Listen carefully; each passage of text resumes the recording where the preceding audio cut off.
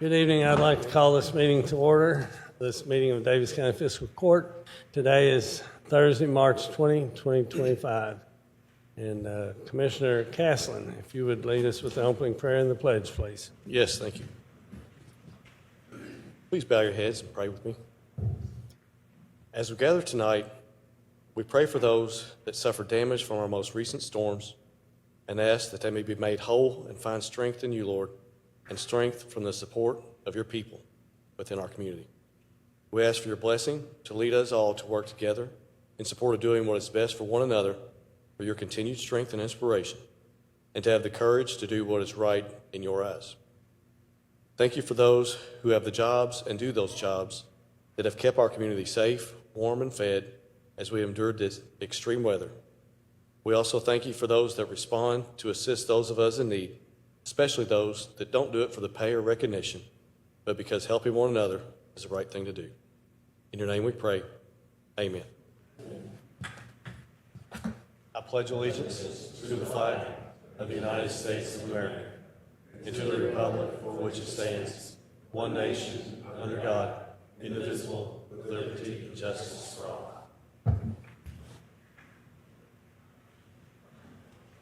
Thank you, Commissioner. I just want to make welcome our young attendee here. So I don't know that I'm sure we have, but I don't know when the last time we had someone so young joined us. So it's good to have you all. Mom and Dad, too. So go ahead, Greg. 1, consideration for presentation. A, Treasurer's Report for February of 2025.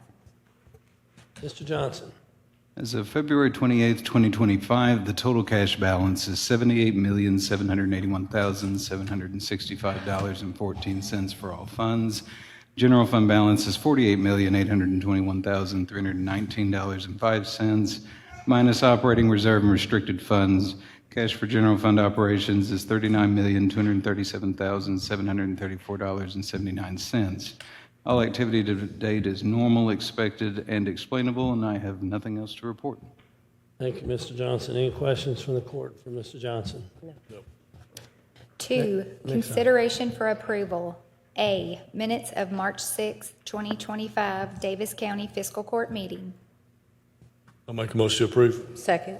Got a motion and a second. We've all had the minutes to review for a few days. Are there any corrections, additions, or deletions? No. Hearing none, all those in favor signify by saying aye. Aye. B, all claims for all departments. Motion to approve. Second. Got a motion and a second. These are all the bills due and payable by Daviess County Fiscal Court. Are there any questions from the court for Mr. Johnson? No. Hearing none, all those in favor signify by saying aye. Aye. C, second reading of KOHS 921.686, 03/2025, and ordinance amending text in Article 18 of the Owensboro Metropolitan Zoning Ordinance. Motion to approve. Second. Got a motion and a second. Mr. Burley, I'm going to let you start with whatever you need to read on this.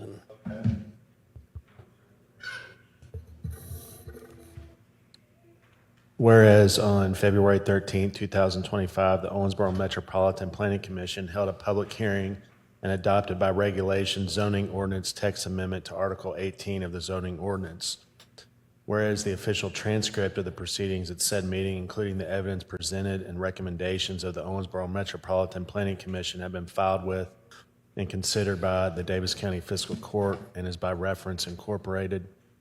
And whereas the Daviess County Fiscal Court has carefully reviewed the amendment and finds that the amendment is in conformity with community directions and its amendment, and further finds that the amendment meets the requirements of Kentucky law. Thank you, Mr. Yes, sir. Thank you, Mr. Burley. Mr. Johnson, is there anything you need to speak to this? Okay. I know we have Mr. Howard here. Is there anything you want to say to this? Okay. From the court, are there any questions on this item? No. From the public, any questions on this item? Hearing none, all those in favor signify by saying aye. Aye. D, resolution number 04-2025, transportation of non-public school students. Motion to approve. I'll second. Got a motion and a second. Mr. Johnson. The Davis County Public School System invoices Davis County Fiscal Court to provide bus transport for non-public school students in the county per KRS 158.115, which the state will reimburse once all costs have been reconciled and billed accordingly. The total expense is budgeted at $300,000. This resolution is a required part of our application to the state to participate in the program to receive reimbursement for these expenses. The court has participated in this program for well over 20 years. I would recommend your approval. Thank you, Mr. Johnson. Any questions from the court? Any questions from the public? Hearing none, all those in favor signify by saying aye. Aye.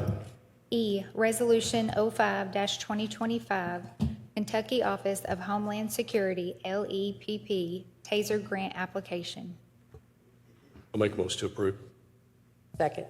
Got a motion and a second. Mr. Johnson. This is a grant application through the Law Enforcement Protection Program, or LEPP, for 30 Taser 10 units and accessories for the peace officers of the Davis County Detention Center. Grant funds requested total $87,748.80 to offset the expense of $108,021.45.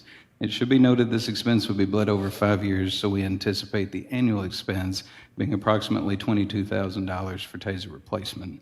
Should the grant be approved by the Kentucky Office of Homeland Security, they will issue a memorandum of agreement that will come back to the court for final approval. I would recommend your approval. Thank you, Mr. Johnson. Any questions or comments from the court? No. Any questions or comment from the public? Hearing none, all those in favor signify by saying aye. Aye. F, Resolution 06-2025, Kentucky Office of Homeland Security, LEPP, Body Armor Grant Application. I'll make a motion to approve. Second. Got a motion and a second. Mr. Johnson. This is a grant application through the Law Enforcement Protection Program for 30 body armor vests for the peace officers of the Davis County Detention Center. Grant funds requested total $20,100 to cover the full expense. Should the grant be approved by the Kentucky Office of Homeland Security, again, they will issue a memorandum of agreement that will come back to the court for final approval. I see no issues. Thank you, Mr. Johnson. Any questions or comments from the court? No. Any questions or comment from the public? Hearing none, all those in favor signify by saying aye. Aye. G, Resolution Number 07-2025, Termination of Industrial Revenue Bonds for Scott Paper Company. Motion to approve? Second. Got a motion and a second. Mr. Johnson. This is part of the process of terminating the Scott Paper Company industrial revenue bonds that are no longer outstanding. Now that the bonds are paid in full, we must transfer the respective properties out of the county's name and into Kimberly Clark's name. And Kimberly Clark is the successor in interest of Scott Paper Company. This resolution authorizes the judge executive, fiscal court clerk, county treasurer, and county attorney to execute all necessary documents to effectuate the transfer of title as part of that process that is laid out in the initial bond issuance. I would recommend your approval. Thank you, Mr. Johnson. Any questions or comments from the court? No. Any questions or comments from the public? Hearing none, all those in favor signify by saying aye. Aye. H, Grant Agreement between Kentucky Cabinet for Economic Development and the County of Davis, Kentucky for the Grant Program 2025 Project, Stanley Park Lighting. I'll make a motion to approve. Second. Got a motion and a second. Mr. Johnson. The grant program through the Cabinet for Economic Development, established by House Bill 723, makes state funding available to assist in meeting the non-federal share of federal grant program applications. The Stanley Park LWCF project was eligible. In Fiscal Court Session 8-6 of 24, the application to the grant program through Resolution 15-2024 was approved and submitted to cover the county's $145,808 local match for the project. This item is the resultant award and agreement. The grant program will cover up to $138,865 of the local match. I would recommend your approval. Thank you, Mr. Johnson. Any questions or comments from the court? No. Commissioner Ponder. Thank you, Judge. This has been a long time coming, I believe. Well over 18 months, almost 2 years to try to get this done. Hopefully everything moves correctly this time and the lights can actually be put out at the Stanley Park. It's been a long time coming. It's been too long. Too long. Any questions or comments from the public? Hearing none, all those in favor signify by saying aye. Aye. I, Declare surplus inventory. Motion to approve. A second. Got a motion and a second. Mr. Johnson. There are 2 Humvee units in inventory that were originally granted to the Davis County Sheriff's Office through a federal military surplus program. They are a 1999 American General Hummer and a 1998 Ford Hummer. These 2 units have rolled off the federal program's books, have been transferred to Davis County Fiscal Court, and are free and clear of the program's restrictions, meaning they can be disposed of as county property by any allowable method. Sheriff Youngman has no use for these 2 units and has requested that they be declared surplus so his office can dispose of them by method of electronic auction as allowed by Kentucky revised statutes. I see no issues. Thank you, Mr. Johnson. Any questions from the court? No. Any questions or comments from the public? Hearing none, all those in favor signify by saying aye. Aye. J, dissolve the Davis County Animal Control Commission. Move to approve. Second. Got a motion and a second. Mr. Johnson. In Fiscal Court Session 8-7 of 2003, the court created the Davis County Animal Control Commission, or DCACC, as an advisory board to animal control. On April 1 of 25, It Takes a Village Canine Rescue Incorporated, or ITV, shall assume responsibility for the animal shelter and clinic operations, and the Davis County Sheriff's Office shall assume responsibility for animal control law enforcement. In light of those 2 transitions, this commission is no longer necessary.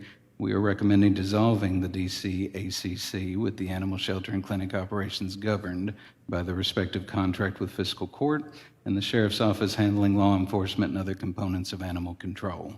I would recommend your approval. Thank you, Mr. Johnson. Any questions or comments from the court? Commissioner Yes. Marksberry. Thank you, Judge. This committee did not meet but once a year and did not even meet last year. Is that correct? That is correct. Okay. So this is really not going to be much of an impact or change on anything. Thank you. Thank you. Any questions or comments from the public? Hearing none, all those in favor signify by saying aye. Aye.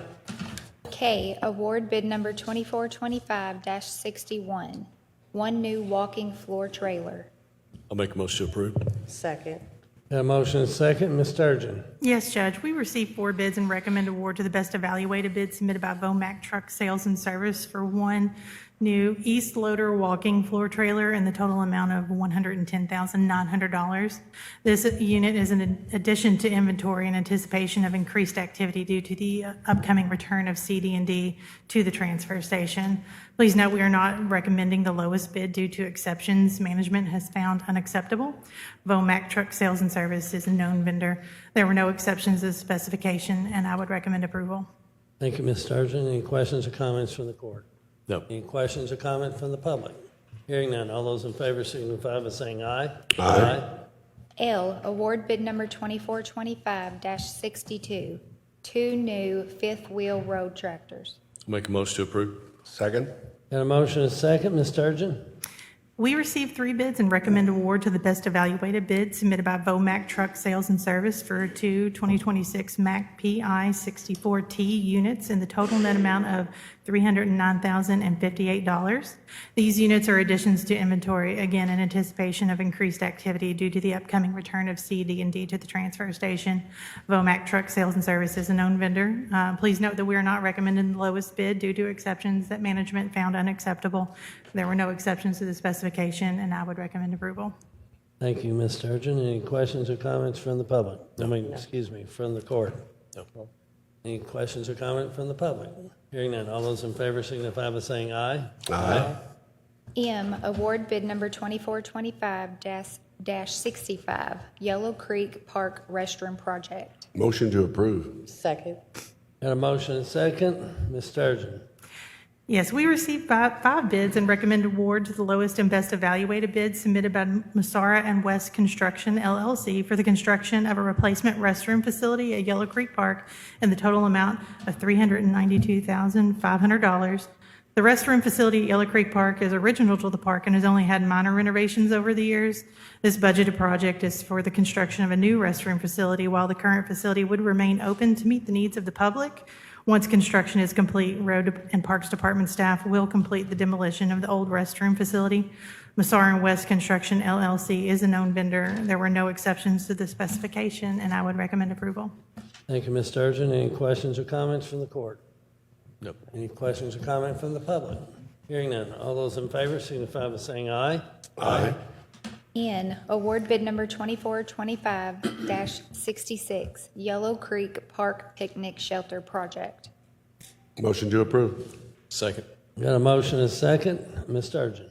We received 5 bids and recommend award to the lowest and best evaluated bid submitted by Massara and West Construction, LLC, for the construction of 1 new picnic shelter at Yellow Creek Park in the total amount of $152,500. This budgeted construction project will replace shelter number 1 at Yellow Creek Park. This shelter was the first shelter constructed at Yellow Creek Park and has only had minor repairs over the years. Again, Road Department and Parks Department staff will complete demolition prior to the construction beginning. Massara and West Construction is a known vendor. There were no exceptions to the specification, and I would recommend approval. Thank you, Ms. Sturgeon. Any questions or comments from the board? No. No. Any questions or comments from the public? Hearing none. All those in favor signify by saying aye. Aye. O, award bid number 2425-67, Panther Creek Park Picnic Shelter Project. Motion to approve. Second. Got a motion and a second. Ms. Sturgeon. We received 5 bids and recommend award to the lowest and best evaluated bid submitted by Massara and West Construction, LLC, for the construction of 1 new picnic shelter at Panther Creek Park in the total amount of $152,500.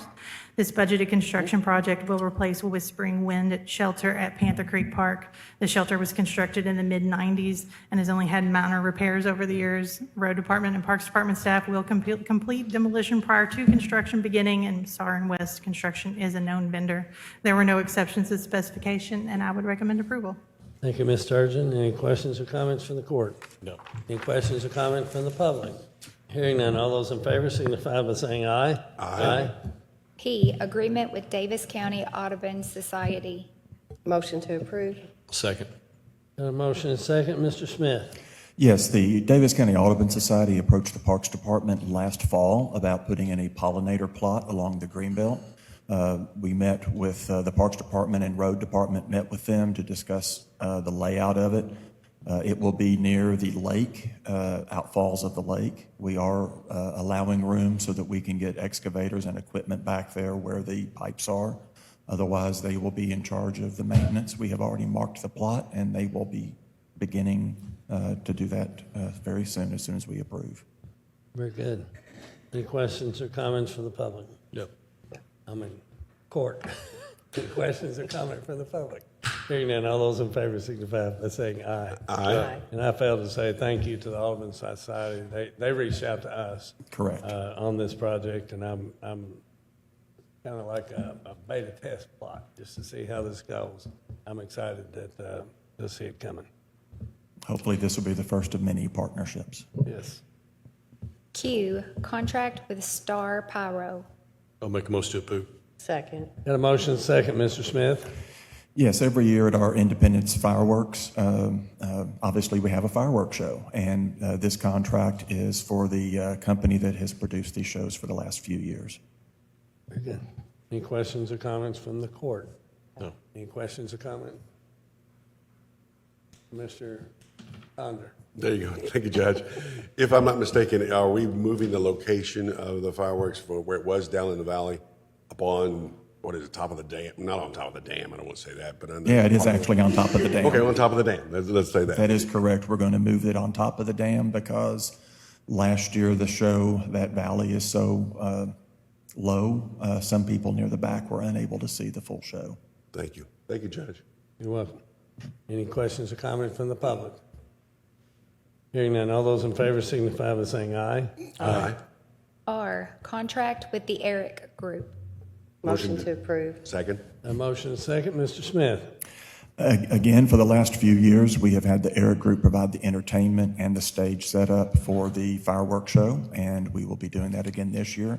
They will be moving from the dam area to just to the, depends on which way you look, but as you're facing at the left, and they will be in the parking lot of Shelter 3 near the playground.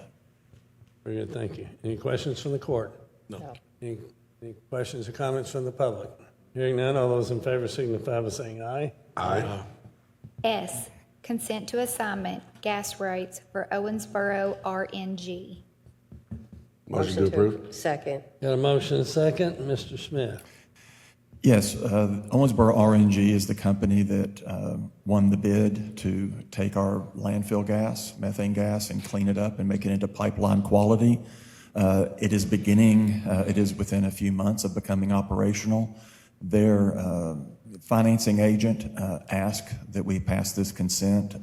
This will help put Owensboro RNG in a better financial position and deploy additional capital to the project.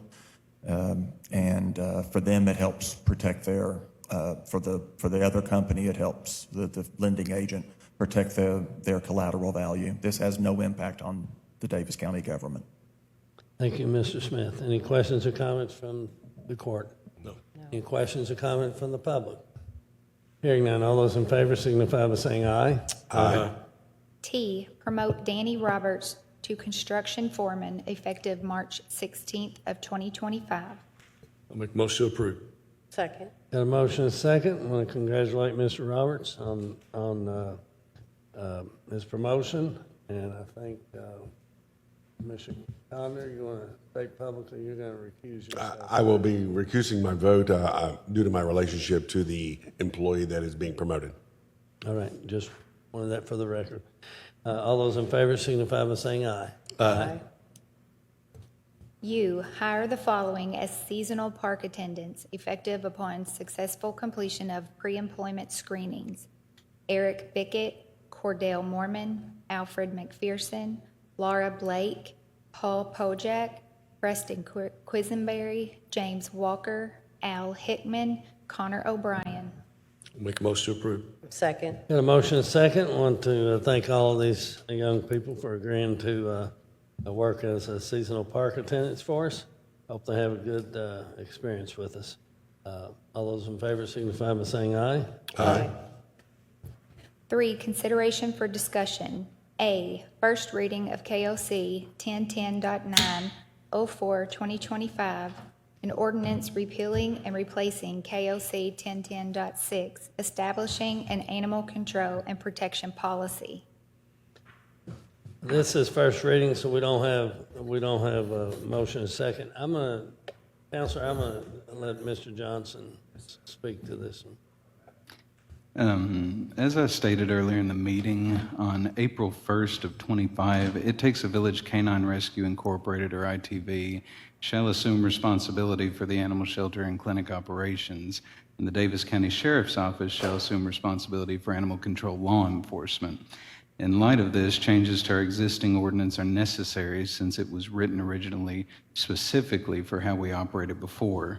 Proposed changes include removal of the dog licensing section, as it is an antiquated logging system that is no longer utilized, and the only other alterations are various name changes and minor corrections to allow the proper operation of the ordinance in light of the approved contract with ITV and transition of animal control to the Sheriff's Office. And again, this is the first reading. Any questions or comments from the court members? Have a comment, Commissioner please. Marksberry? Thank you, Judge. The changes we're making today, for the most part, are reflective of the handoff to the ATV from the animal shelter. However, I would like to publicly state that there are many more changes I would love to see us consider going forward, and I hope to work with the court and the Sheriff's Department and animal control as we look at what other counties are doing with their ordinances, because I do feel like there are some changes to be made. And I appreciate Sheriff Youngman. I've had some conversations with him already, and I think that he's going to do a great job with animal control. So thank you for that. Thank you, Commissioner Marksberry. Anyone else? Commissioner Ponder? Just for clarification, if I could please, with the I guess disbandment of the Animal Control Board, many people may have concern over now that the control side will be going to the Sheriff's Department, and then the care will be with ITV. But if the public had any type of input that they wanted to make, would they be going directly to the judge executive or to the sheriff, depending upon what the circumstance is, or how is that to be managed? That is correct. If they have an issue or complaint or comment on shelter clinic operations, they can speak to the judge executive. as he is the one administering that contract. If they have any issues with animal control or law enforcement of that component, they need to speak to the sheriff. Thank you for the clarification. It's very important for the public, I believe, to understand where that line of responsibility goes to, especially going forward starting April 1. Is that correct? Just to make sure. Thank you. correct. Thank you, Judge. Any other questions from the court? Any questions or comments from the public? B. Next item, Brooke. B, other business to be brought before the Davis County Fiscal Court. There is none that I'm aware of. C, public comments. This is a part of our meeting where we invite the public to come forward, state your name and address for the record, and say your piece. So,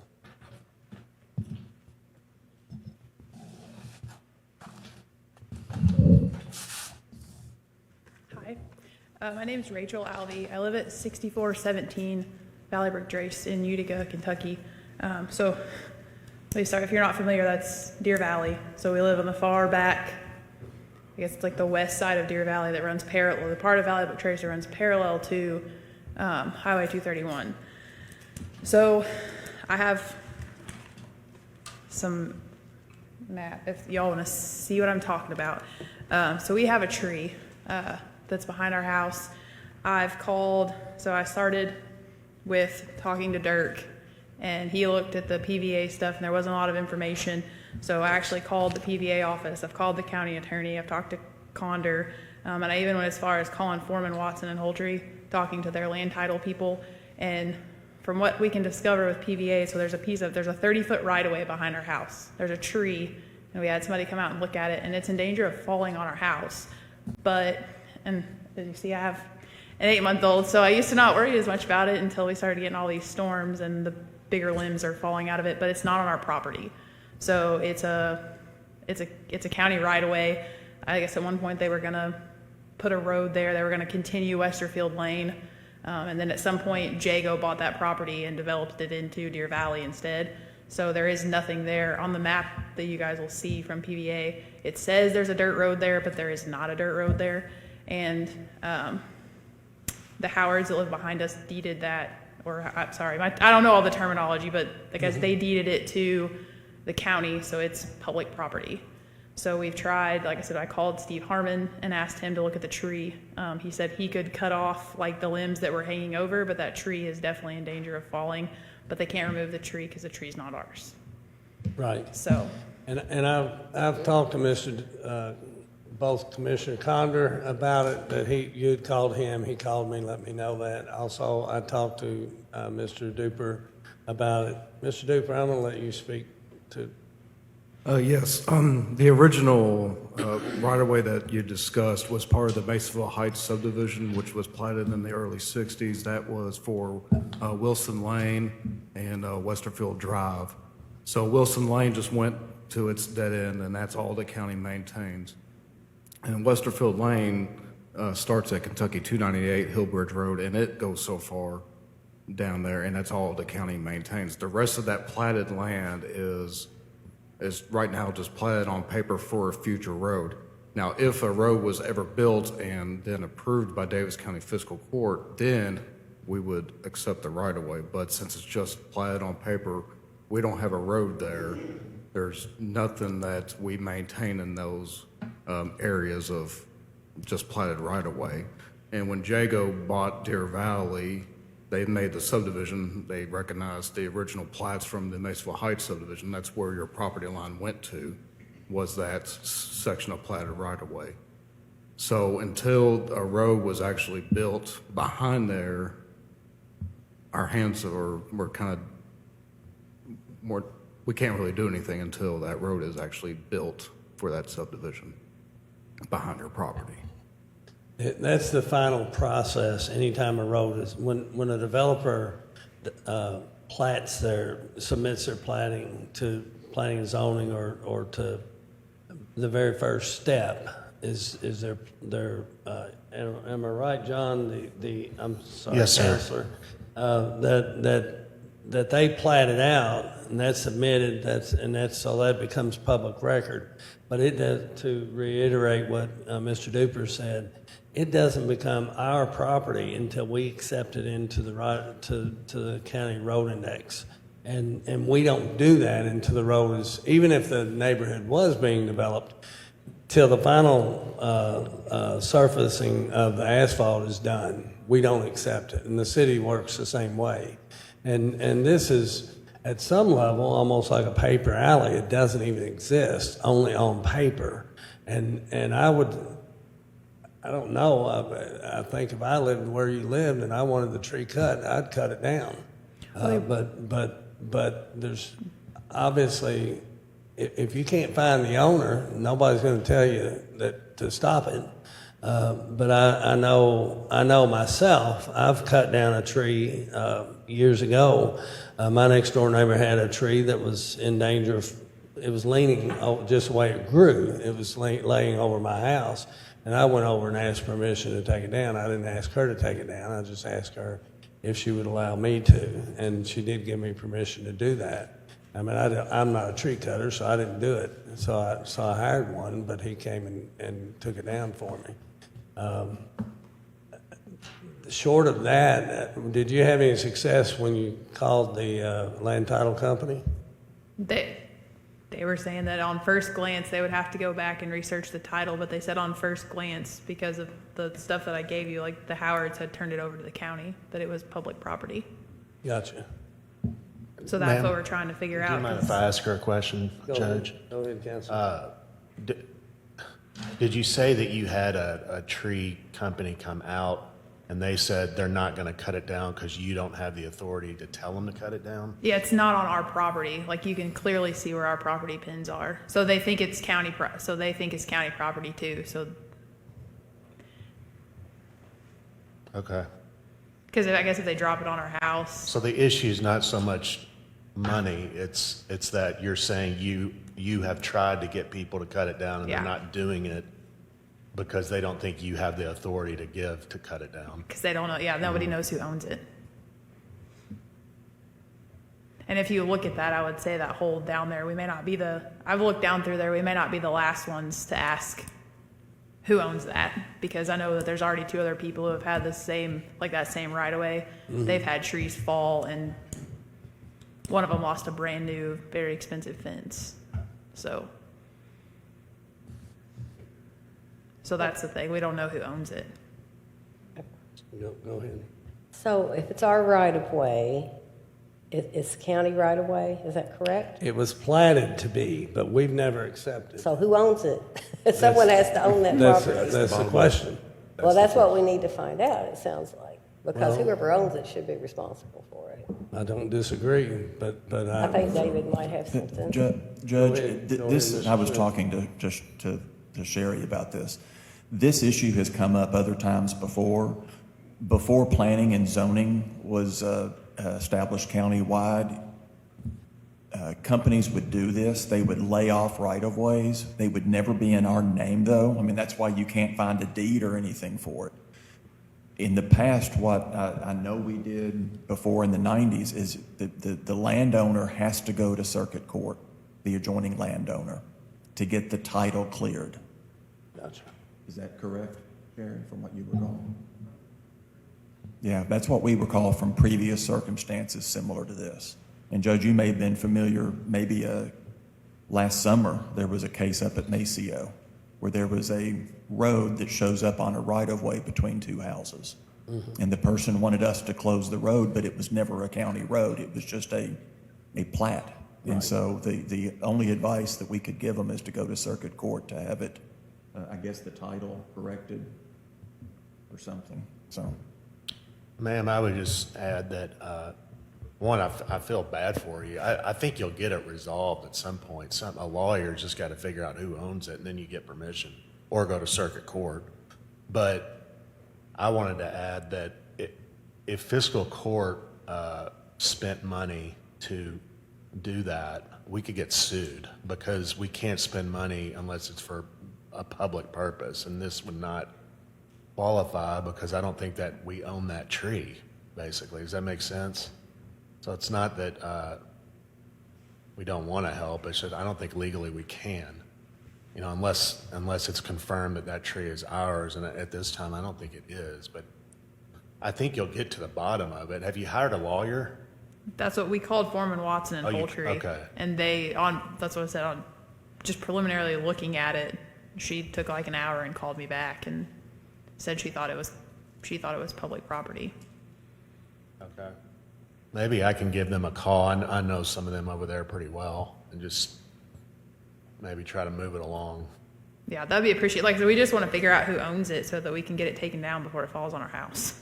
Sure, Don't blame I you. understand. Because that's what, when I talked to Steve Harmon, he said, I guess we got lucky. He said some 50 or 60 mile an hour winds and Right. it's going to land on our house. It's not going any other, it sits at a tilt, so it's not going any other direction. I understand. Right. So- Right. Okay. Go ahead. Just to emphasize the point, the tree it's a big red oak. I mean, it really Yeah. is huge, and it is probably dead on the inside, just as many of those trees are. But the bottom line seems, as the county attorney has said, is we need to do a comprehensive title search, or someone needs to do a comprehensive title search. Whether or not we participate in that or not, I would be glad to assist if necessary.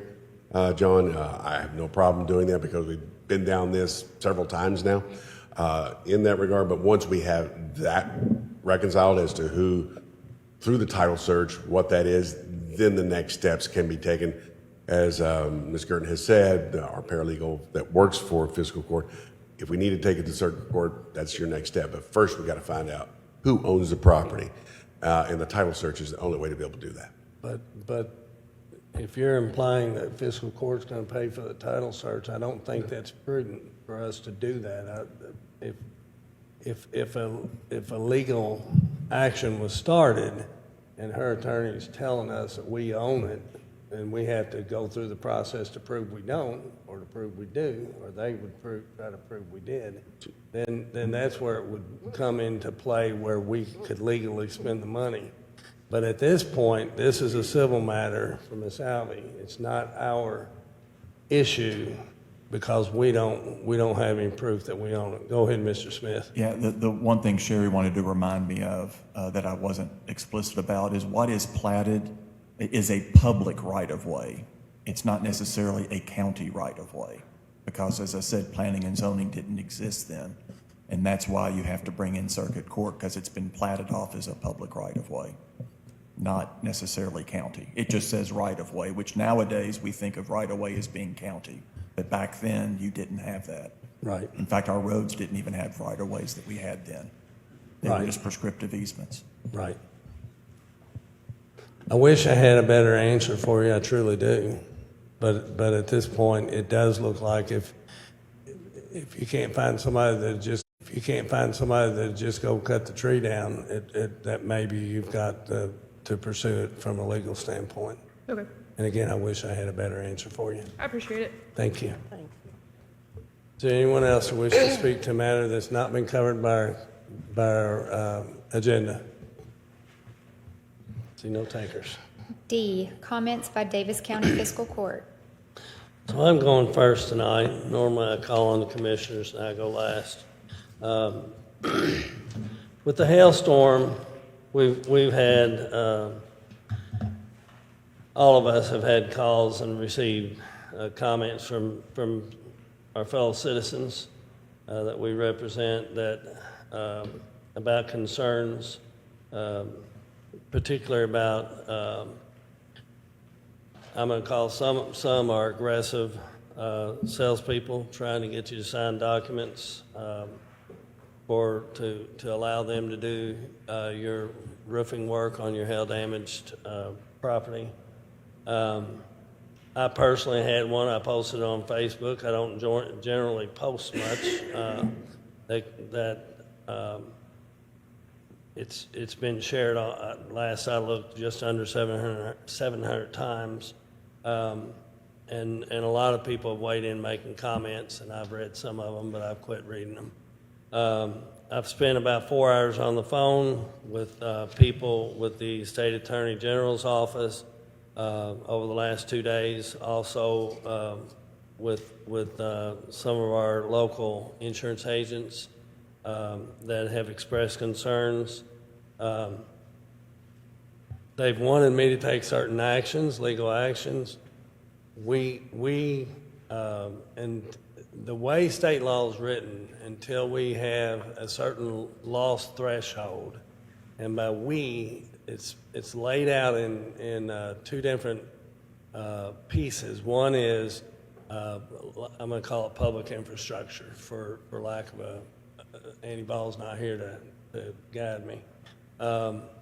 And we didn't have, and that would be utility losses from power poles. That'd be from damage to property owned by any government or quasi-government entity. And we haven't met the threshold for that, nor has the state met the threshold. And then these are generally uninsured losses. And then there's public assistance part, which is private individuals and the losses that they've experienced. And again, those losses have to be uninsured losses. And there's dollar thresholds for each one of those. And based on my conversations with Andy Ball, Daviess County EMA Director, and his conversations he's had both with Kentucky Emergency Management and the regional person, Pat Hardesty, that works for Kentucky Emergency Management, it's clear we don't meet the threshold. I've reached out to Rocky Atkinson, who is the governor's #1 assistant. He's not called me back yet. Talked to Clay Ford, who has a relationship with him, and he too has called Rocky. So the Attorney General did. I spoke with them at length late yesterday, and they've issued, and it's on our Daviess County Fiscal Court, pretty much a public service announcement, a press release, if you will. We posted it on our Daviess County Fiscal Court. I'm not going to read it. It's pretty lengthy. The short version is that there are scammers in our community. There are people that are putting pressure on people to sign documents when they don't know what they're signing. I personally had somebody come to my house. He asked no fewer than 4 times for me to sign a document. And the last time was right before he got back in his car, before he left. And I just told him, I said, it doesn't mean anything to you, but I happen to be the judge executive here in Daviess County, and I'm not going to have a headline that I've been scammed by somebody. And the best advice I can give you is talk to family and friends. There are lots of reputable companies here. I just talked to one of the agents that I talked to. If I understood him right, he said that there's actually a group that have flown in here and they want to do work under an existing company's name, so that the reality is we probably don't have the manpower to do the roofing repairs and that are needed in our community in an expeditious manner. And so the outside help, I think, is appreciated, but it needs to be done I really like the idea of somebody working under a local company's banner, because that local company is going to be here to back up the work, say 3 or 4 years later if a problem presents. We don't. If you're using somebody that's flown in here from Texas or Montana or somewhere, if you have a problem in 2 years, they're not going to come back and fix your problem. And so I just encourage everyone to be very diligent, to be very cautious, and we'll get through this. But when somebody's trying to strong arm you, I think it's best to tell them to get in the car and leave. There'll be plenty of work for everybody without anybody being pushy about it. So that's really all that I had to say. And Commissioner Marksberry, you're first on the list.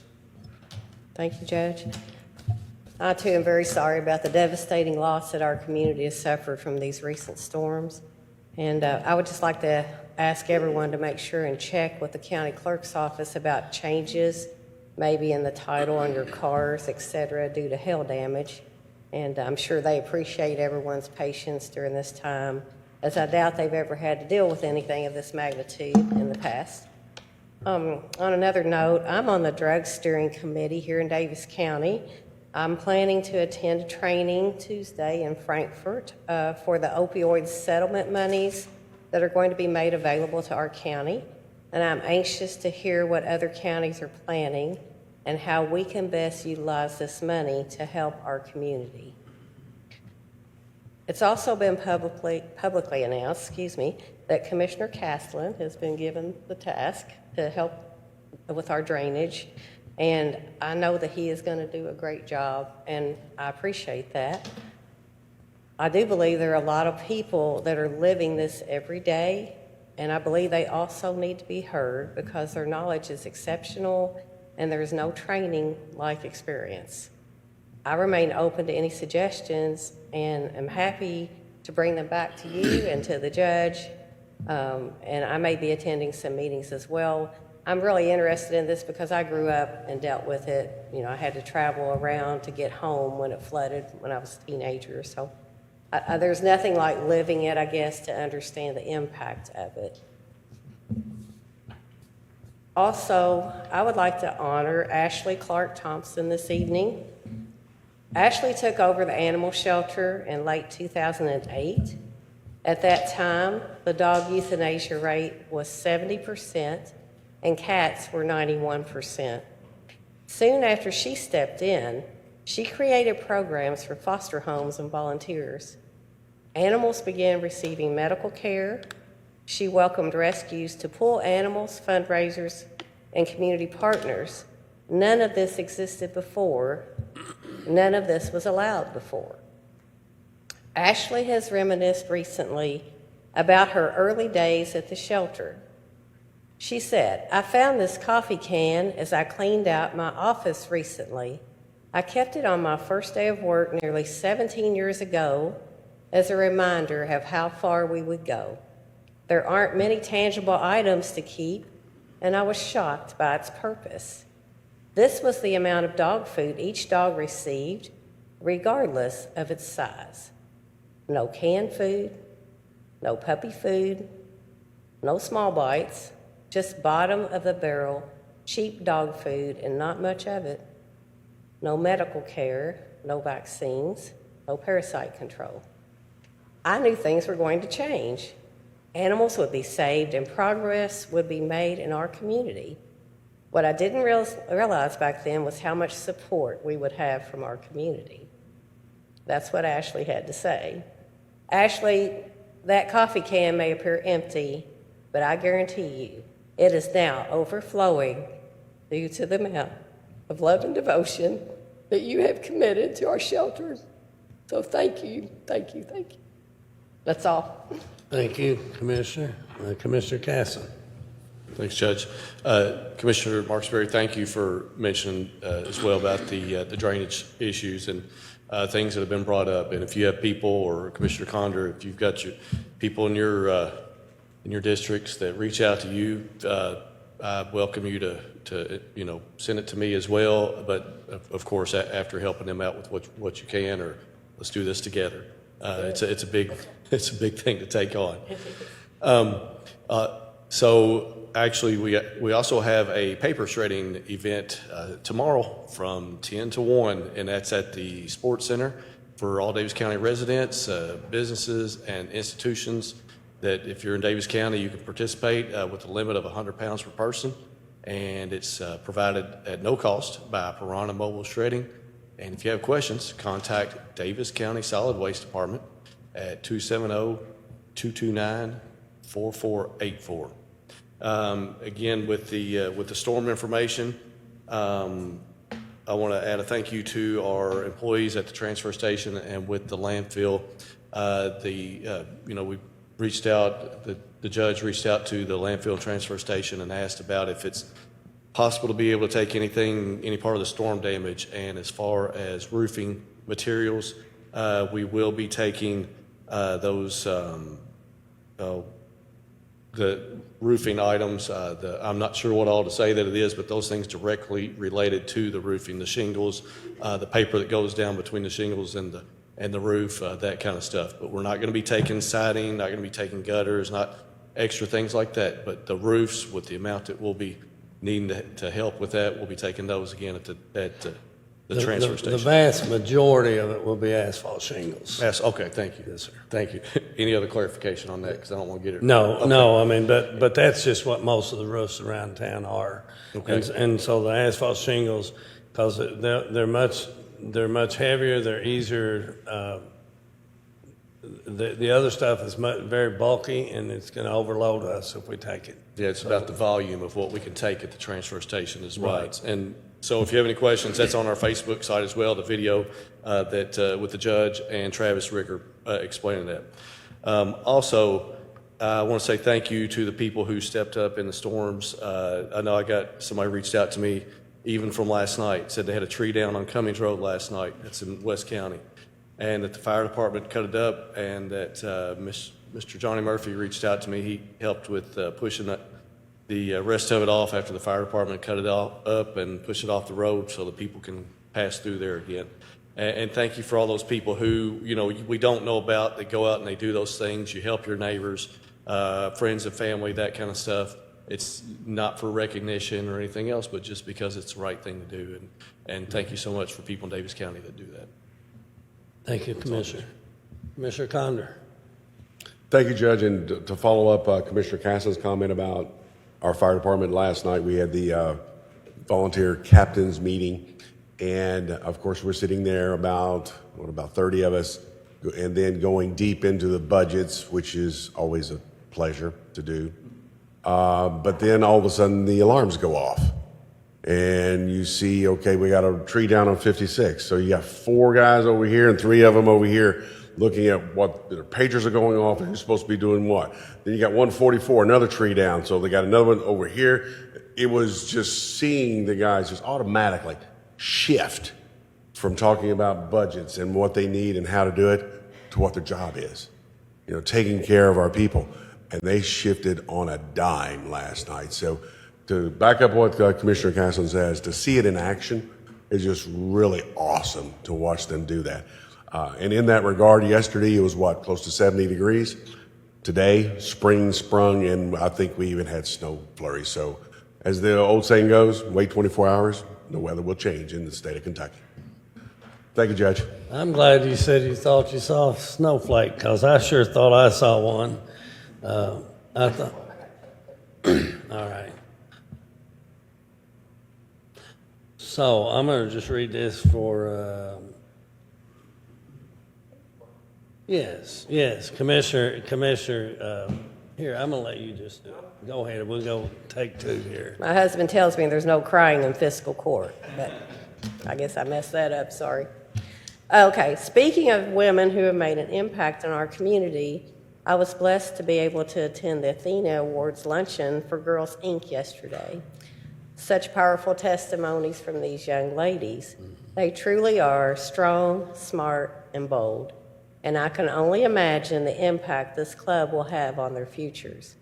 And congratulations to the winner, the COO at Owensboro Health, Beth Steele. Thank you. Yes, congratulations. I failed to, I'm going to jump back on here since I'm doing my take 2 now. Trash for Cash, I want to continue to thank folks who have helping us, trying to help keep our community clean. Gish Lawn and Landscape, they're our contract labor. They've started their work. Owensboro High School, Young Life of Owensboro, they collected a total of 1.63 tons, covering 36.2 miles. I want to thank them for that. We, 3 of us up here, Commissioner Marksberry, I think you were under the weather on Monday. We attended the MISCON groundbreaking. That was a good event. Had the governor in town, and they'll be adding 44 jobs. So that's exciting. And I want to mention the solar discussion. We've largely been quiet on that the past week because of the hailstorm. But a couple people have reached out to me just wondering where we're going on that. The last meeting I did mention that that my intention is to have a work session. Probably, again, that's not been scheduled yet. But I am asking people to get your solar questions. I don't care if you're pro-solar or anti-solar. Get them to one of the four of us up here. If you get them to Brooke or John, hopefully they'll pass them on to one of the fiscal court members. And I've talked to both Hillstone and also NextEra. They would appreciate me giving them the questions in advance so that they can research them and have proper answers. And I've agreed to do that just so the public knows. And I've told some of the folks that we've talked to that are anti-solar that that's my intent. Anyway, just as you talk to your friends and neighbors that might have a position on solar or a question about solar, I would encourage you to get that. You can call us, you can email us, however you want to get it to us. And then once I'll be trying to get a date set. That's all I have. Commissioner Condon, you want to go again? If you don't mind. Go ahead. Just a quick comment on the solar side. I do know that 2 weeks ago, there was a House Bill 17 that was didn't get out of committee, which means that it didn't go to the floor of the House, floor of the Senate, and it specifically was talking about solar farms again. What it contained mainly. What it contained mainly was the setback rules. And so the state is looking very seriously at what those are or going to be. Now, it, again, did not get out of committee, didn't get to the floor, but I fully anticipate that the state will be addressing it again. It was co-sponsored by Jim Gooch. And so I fully intend this summer it will be addressed, I believe, in this coming long session is what's going to be happening. So what that status is, don't know. But I do know it was House Bill 710. Very good. Thank you for sharing that. Anything else, Brett? Without further business, this meeting is adjourned.